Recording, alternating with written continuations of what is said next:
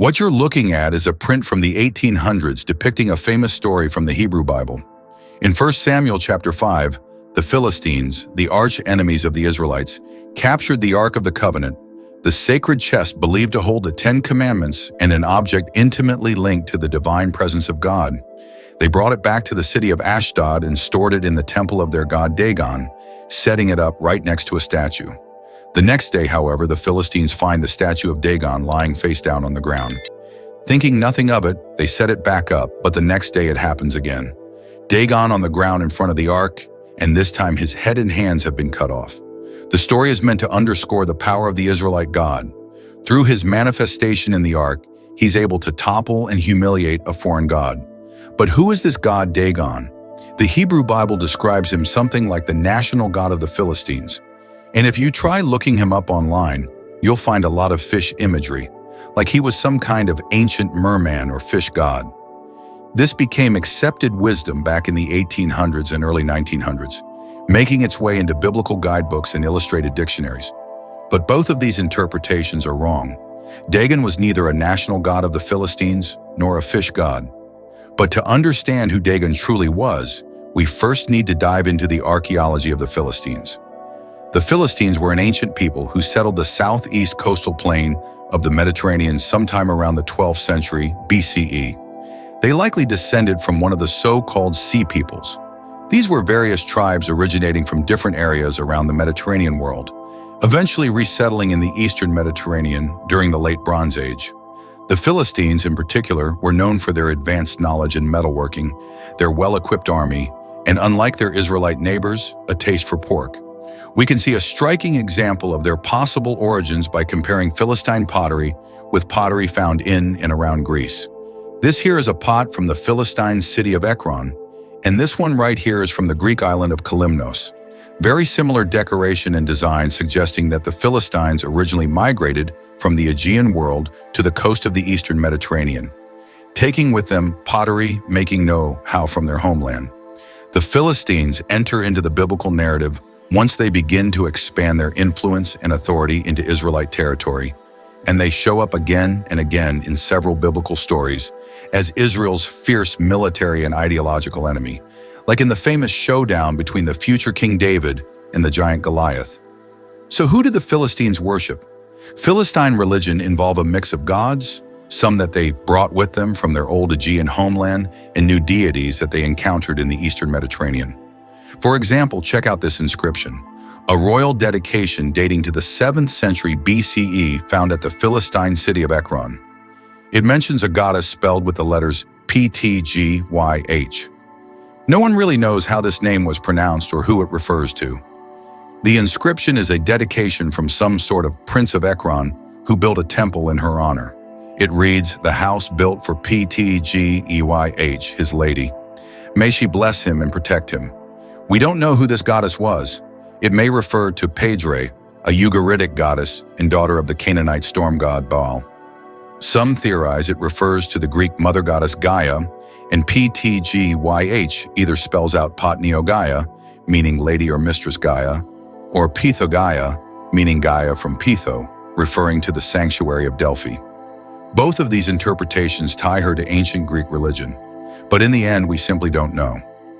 Ptgyh remains a mysterious Philistine goddess to this day. Archaeologists have also discovered several goddess figurines at several Philistine cities, Ekron, Ashdod, and Ashkelon, all dating to the Iron Age 1 period. These are female figurines, usually depicted either as standing with their arms raised or seated, creating a little platform. Just like the Philistine and Mycenaean pottery I showed you before, these figurines strongly resemble ones found around the Aegean Sea, with examples from mainland Greece, Crete, and Cyprus. This adds even more evidence of the Aegean roots of the Philistines. While it's hard to say which goddess these figurines represent, they likely had something to do with Philistine household religion. Later archaeological finds showed that the Philistines also used more naturalistic figurines in their religious practices. These are often linked to the Canaanite goddess Astarte. These figurines show up a bit later in Philistine history during the Iron Age 2 period and have been found in cities like Ashdod, Ashkelon, and Ekron. Astarte was linked with fertility, so these figurines likely had a fertility-related purpose. Other figurines found at Iron Age 2 Philistine sites include the so-called Judean pillar figurines, which are sometimes linked to the goddess Asherah. Similar figurines have also been found at Israelite sites, which indicates that Canaanite and Israelite domestic religion influenced at least some Philistine religion. This is not all that surprising. While the Philistines likely did Philistine religion, this is not all that surprising. While the Philistines likely did come from the Aegean world, archaeologists now believe that they were a multicultural group who blended with local Canaanite culture. So in terms of religion, the Philistines were becoming more like their neighbors, and their goddess worship shows this kind of cultural blending. But despite this wealth of archaeological evidence, we really don't have a good grasp of the exact identity of the gods and goddesses that they worship. The most we can say is that the Philistine pantheon included both Aegean and Canaanite gods, including possibly Asherah and Astarte, and definitely this mysterious Ptgyh, as well as one male god relating to the weather, possibly Baal. Several inscriptions from Philistine sites mention Baal, as does the Hebrew Bible. But you might notice that one figure is lacking from this summary: Dagon. We don't have any archaeological evidence for the Philistine worship of Dagon. The Bible stands alone in claiming this, which seriously calls into the question the notion that he was a major deity in the Philistine pantheon, let alone their national god. Although we don't have any archaeological evidence that the Philistines worship Dagon, he does show up in the pantheons of their neighbors to the northeast, the peoples of ancient Syria along the Euphrates River Valley. Dagon was worshipped in this Middle Euphrates region as far back as the 3rd millennium BCE, stretching all the way to 2nd century BCE. According to various sources, Dagon was a powerful high god in this region, though it's difficult to call him the god of any particular thing or domain, like how we stereotypically say that Thor is the god of thunder or Helios is the god of the sun. Dagon was the god of a lot of things. Some sources call him the Lord Creator, which would make him some sort of chief creator god on par with the Canaanite god El or the Israelite god Yahweh. Other sources call him Lord of the Valley, as in ruler of the Euphrates River Valley and its people. He was also called the father of the gods, and with his divine consort, the goddess Shalish, he was believed to be the father of the main gods of the Middle Euphrates region, and sources from the city of Ugarit say he was the father of the storm god Baal. This has led to some confusion over the years because Ugaritic texts generally say that Baal was the son of El, though it's likely the people of Ugarit equated Dagon with El. An inscription dedicating a sacrifice to Dagon was found inside of a late Bronze Age temple on the Acropolis of the city. Although scholars initially identified this temple as a temple of Dagon, many scholars now think it was a temple of El, and the people of Ugarit associated El and Dagon due to their identical status as chief high gods. His major cult centers were in the cities of Terka and Tutul, both located in eastern Syria. Terka was home to one of Dagon's most important temples, and was sometimes known as a city beloved of Dagon. And the temple wasn't just a place of worship, it was also an administrative center where the local government collected taxes and held political ceremonies. Local kings would even make pilgrimages to the temple there. A letter from the governor of Terka orders a king of a nearby city to visit the temple to bow down before Dagon. The other great cultic city of Dagon, Tutul, was more of a prophecy hub. If you were a local ruler and wanted some sort of insight into whether you should form an alliance or go to battle, head to the Dagon priest of Tutul for some supernatural advice. So the combined literary and archaeological evidence shows that Dagon was indeed a popular deity in the ancient Near East, but his worship was heavily centralized in the Middle Euphrates region, not the land of Canaan. So that brings us back to the question, did the Philistines really worship Dagon? While we don't have any archaeological evidence of Dagon worship at Philistine sites, that doesn't necessarily mean that it's completely out of the realm of possibility. As the archaeologist Jeffrey Emanuel says in his research, arguments from archaeological silence must be made carefully because it's hard to prove a negative based only on material evidence. As in, it's difficult to prove that the Philistines did not worship Dagon. The absence of material evidence doesn't necessarily mean something didn't exist. Some scholars have floated the idea that the Philistines might have been introduced to Dagon during their migration to the region or through cultural exchange with the northeast, where Dagon was already worshipped. Remember back in the late Bronze Age, Dagon was known to the people of Ugard on the Syrian coast, which was a major trading hub, and it's feasible that Philistine traders could have come across a Dagon cult there.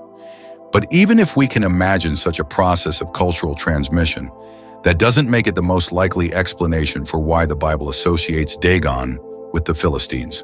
To quote Dr. Emmanuel again, these theories may ultimately be an attempt to force the biblical textual evidence to match the archaeological evidence when they often are at odds. The books that link Dagon with the Philistines were actually written long after the purported events they describe. For example, 1 Samuel is often dated to around 600 BCE or later, while the events it talks about would have happened centuries earlier, back in the 11th and 10th centuries BCE. With this kind of time gap, we're talking hundreds of years. It's unlikely that the writers had an accurate understanding of Philistine culture from the late Bronze Age and early Iron Age. Plus, the Philistines are often portrayed as Israel's arch-enemies throughout the Hebrew Bible. And these portrayals don't always reflect who the Philistines actually were. It's more likely that the Israelite writers portrayed the Philistines in ways that don't fully match their actual beliefs or practices. The strongest archaeological evidence we have for Philistine religion points more toward one or more goddesses.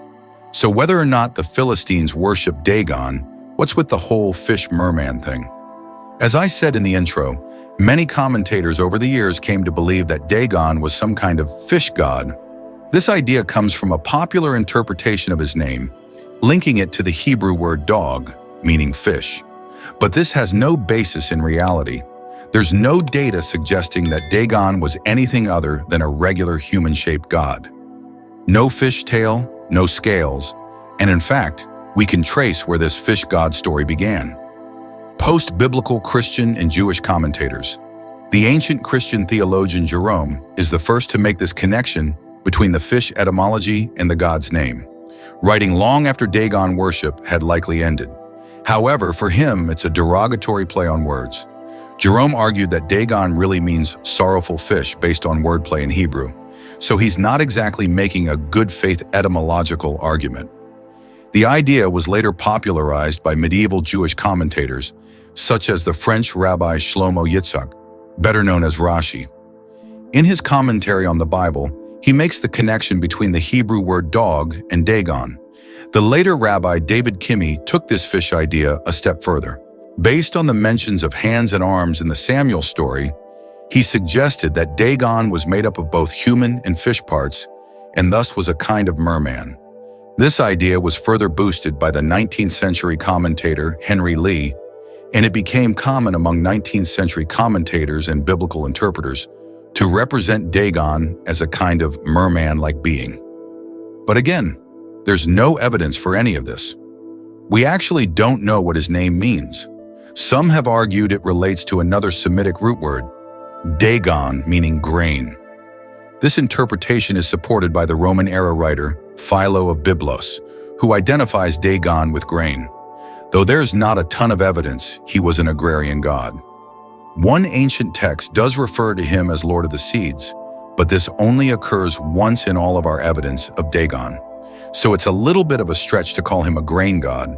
The scholar Louis Philo, who's probably the leading authority on Dagon, thinks we should not take Philo of Byblos at his word, and that the name Dagon probably derives from an unknown pre-Semitic language spoken in prehistoric times. But one thing's for sure, his name has nothing to do with fish. The idea that Dagon was a merman or fish god is a later invention. So Dagon stands as a reminder of how historical and archaeological data don't always tell the same story. While the Bible paints him as a chief deity of the Philistines, archaeology and other historical sources indicate that Dagon was primarily revered in the Euphrates Valley and that Philistine religion primarily focused on goddesses. The fish god label is also far from reality. Centuries of shoddy etymological theories morphed a creator god from the Euphrates Valley into a mythical merman.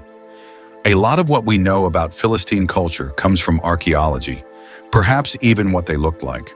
The footage you saw earlier of these guys in nifty feathered helmets might be an artistic representation of the Philistines. So, while the Philistines remain a fascinating and complex people, the myth of Dagon as a fish god is more fiction than fact. Archaeology keeps reshaping our understanding of history, separating legend from reality. If you enjoyed this dive into ancient mysteries, keep exploring, questioning, and challenging what you think you know.